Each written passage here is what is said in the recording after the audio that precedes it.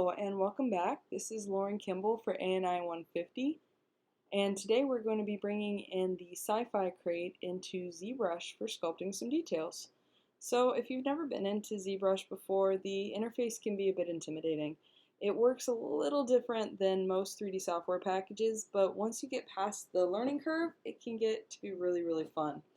So when you first open up ZBrush, there's going to be this menu that appears, which is basically a hub of all the different assets and tools and things inside of ZBrush. It's called the Lightbox, and to make it go away, you can either click on Lightbox up here, or you can press comma in your keyboard. Now, I think the best way to go about discussing the features, at least the streamlined features of ZBrush, is to just bring something in. I'm not going to do a deep dive and go into a whole lot because for most of you, at least for most of the people following along with this tutorial, never really touched ZBrush before, and that's totally fine. We are going to go ahead and just use it in conjunction with this project and try to get something working. So I'm going to go over here and click on Import underneath the Tool menu.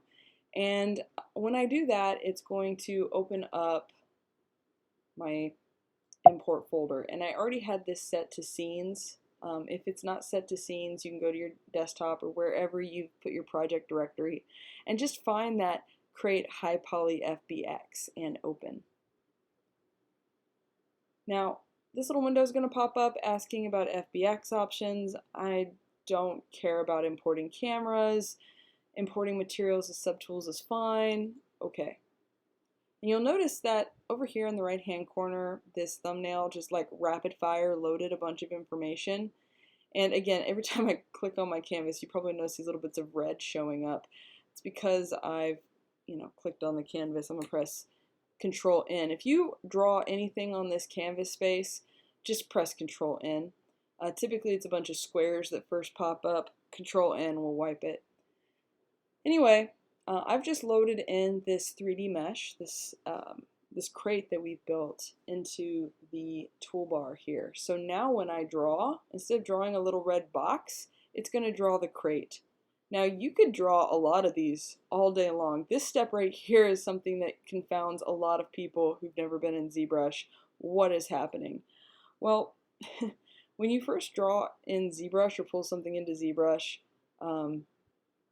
it's hard to describe. It's like a 2.5 dimensional space. It's not true 3D space. You have to make it 3D space by activating what's called the edit mode. So right now we're in draw mode, which would just repetitiously draw whatever mesh we have loaded in the tool menu. So just draw out one crate and then press T. And T is going to activate edit. And as soon as you do, it starts acting like a 3D software again. We're good. Okay? So one thing you might notice is that it looks a little strange. And you might also notice that when you're rotating around the crate, you don't need to hold down any other keys. You don't have to hold down Control, Alt, or Command. You just rotate. And yeah, so you can't rotate by selecting the mesh. This is important. You have to just kind of go out here and select this gray area. If you select the mesh, it's going to start wanting to sculpt. I'm going to press undo because I don't want to sculpt anything. Did I just delete the handles? I think I just deleted the handles. What? I did not. Huh. That's curious. Oh, a glitch. Lovely. Okay, sometimes when you press undo in ZBrush, a good little lesson is that it will turn into a star. It just does. So what I'm gonna do is I'm gonna get out of edit and go back into draw mode. And to do that, I'm just gonna tap T and it's gonna say, hey, do you want to switch into 2.5D mode? And I'm like, yes, let's do that. And I can press new again. And oh no, it's it's reloading my crate with that image, with that ninja star. So I'm just going to re-import my crate.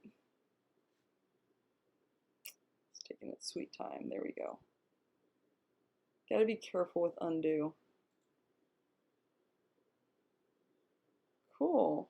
And let's go ahead and press new and draw in the new crate. I don't think it's done loading yet. Give it a moment. You know what? Let's just go to document. This is another good thing to do. I'm just going to go to document and I'm going to go new document. I'm just going to say, no, I don't want to save anything. Give me a new workspace. Cool. All right, let's see. There we go. Now we got the crate going. I'm going to tap T. All right, let's get back on track. So basically, when I pull this into ZBrush and I'm navigating, I have to click off of the crate. If I click on the crate, it's going to start sculpting, and I'm not going to be able to do all that much to sculpt on the crate at this time because there's not a lot of topology to work with. Now, if you'll notice that it looks a little wonky, the perspective certainly doesn't look correct. If you tap P on your keyboard, suddenly the mesh looks correct. That's because we've activated dynamic perspective. The other perspective basically forces off the sense of depth. And so if I press P again, you'll notice that it kind of has a flattening look to the mesh. That can be really helpful when you're drawing in certain details. You may not want that sense of depth while you're drawing, so that's why or sculpting. So that's why this can be helpful, and toggling between the two can be helpful for getting a feel for what's happening in this Z space. Alright, so you can rotate around your mesh by clicking out here. If I hold down Shift, I'm able to rotate and snap my mesh on either the Z or the X axes. And I can see from this little head image over here, this little bust, I can see if I'm looking at the front or the side of my crate. Very helpful. And over here, you've got a sense of the crate silhouette, which can be helpful when you're trying to figure out the composition for a sculpt. It's not really going to help as much with the crate, but if you're sculpting like a dynamic figure, having a strong silhouette is important in character design. Alright, so how do you grab your scene and move things side to side? Well, you do that by, on the Mac at least, holding down Option. On PC, I believe it's Alt. So just clicking into space is going to help you rotate. Holding down Alt or Option on Mac is going to let you go side to side. Okay, easy enough. Everything is left mouse based. That's kind of nice.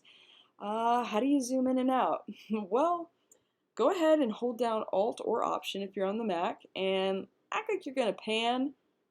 Keep holding down your mouse, but let go of Alt. Up, and you are suddenly in a zoom tool.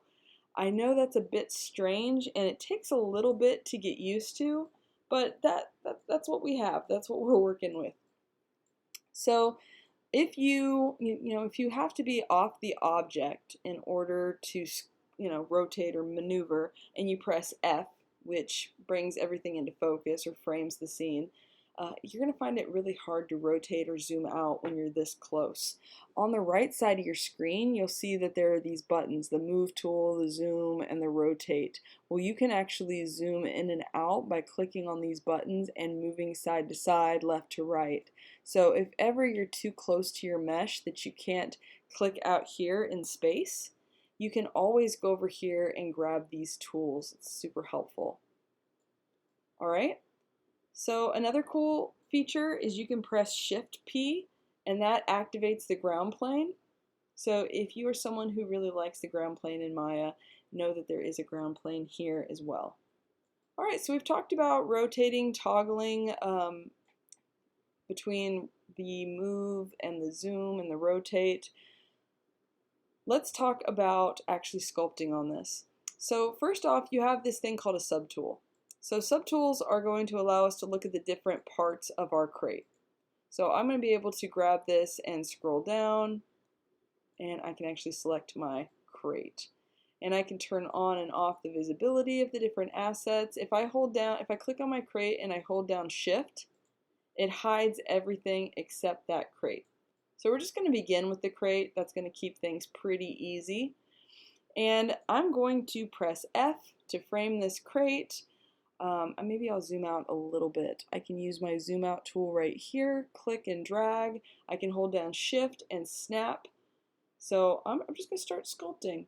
So by default, over here on the left side of the screen, you'll see this brush called standards. This is the standard brush, clearly. with Zbrush. If I click on it, you can see the whole myriad of tools that are available to you. Right now we're just going to keep it at standard. We're going to keep this really simple. Under here you've got basically the type of stroke that you want to use with whatever brush you've chosen. So right now it's set to dots, which is the default, but there's also others like drag react and freehand and color spray, and we can play with some of those in a little bit. Alpha is going to basically change the shape of the brush that we're utilizing, and we'll get to that as well in a moment. We're not going to really play with texture at this stage. We're mostly going to focus on these top three boxes: the tool, the stroke, and the alpha that's attached to it. Okay, so right now we're set to brush. We've got dots, and I'm just going to draw on the mesh. And as you can see, it's cool. You're definitely drawing on it, but it's incredibly pixelated. I'm going to press undo, and I think this time undo is not like terrorizing me. Really, if you press undo a whole lot of times in ZBrush, that's what can cause that ninja star thing to happen. So just be aware of it, be careful, save whenever you make any dramatic change to your scene so that you can redraw that asset in without the corrupted bit. Alright, so what I'm going to do is I'm going to, before we divide this and make the topology more dense, I'm going to just show you what your options are in relation to this brush. So if I'm just drawing on my scene, this is called Z add, and I can rotate and you see that it's actually pulling on the mesh. This isn't an illusion, it's actually sculpting and playing with the crate. So I'm going to press undo, and if I draw another stroke, and while I'm drawing this stroke I hold down Option on the Mac, I believe it's Alt on PC, you'll notice that now it's indenting inward. This is called Z sub. So I'm going to press undo. Up here you can see that the buttons for Z sub and Z add are right here. So I can toggle between these by either pressing down the, oops, sorry, wrong tool, by either holding down Option or Alt, or I could, play with it by pushing these buttons up here. Now, Z intensity, which is right underneath Z add and C sub, does exactly what it sounds like it's going to do, which is increase the intensity of the brush stroke you're working with. So if I were to drag this slider up or down, up high, you can see how intense, so it's just like it says, how intense the stroke is. If I turn it down, more than 0, maybe something like 5, you can't really see it. I mean, if you look closely, you can sort of see what I'm doing, but it takes a moment. It's not quite as obvious. It's more subtle. So another cool thing you can do is you can hold down U, and the hotkey U is going to allow you to just have this nice shortcut menu pop up, and you're able to quickly change the intensity. Now, another cool one to know about is the draw size. If you hold down S, you can clearly see how your brush is changing. Now, the center circle represents the main pull of your brush, and the little circle outside of that has to do with basically the die-off rate of the brush. So you can change that by changing the focal shift. Right now it's set to 0. We're going to play with that in a little bit, but for right now it's just enough to know that you can grab this focal shift, hold down O, and you can make the brush softer, or you can make it harder. So you see you can make that outer circle go away, or you can add to it by making it softer. Okay, so I'm just going to leave it at its default. Now let's go ahead and make this an easier piece to work with, something that has more active points. So over here you've got the active points. This gives you a sense of the resolution you're working with. The more active points you have, the higher your scene's resolution. So I'm going to close the subtool. I'm working on the crate, and I'm going to open up geometry. And under geometry you have divide, and I'm going to click divide, and when I do that you'll notice that the numbers under active and total points goes up. I'll just keep clicking it. Oh, now we're at 2 million. Now we're at 8 million. Alright, so now we have 8 million active points. Let's see what happens when we sculpt. Woo! Nice and smooth. Lovely. Let's go ahead and turn down the draw size on this so I can hold down S and maybe reduce the intensity of my brush. And there we can have fun sculpting all sorts of cool, interesting details onto the crate by either pushing in or pushing out with the brush stroke. Pretty simple. So what I'm going to do now is I'm going to introduce alphas into the mix. I'm going to click on alpha and let's go with, goodness, there's a lot to choose from in the defaults. Maybe we'll just go with something like this. This looks silly. I can paint with this brush and it has really interesting texture to it, but you can see how it's changed my brush stroke to apply this interesting texture. And this is just one way of applying it.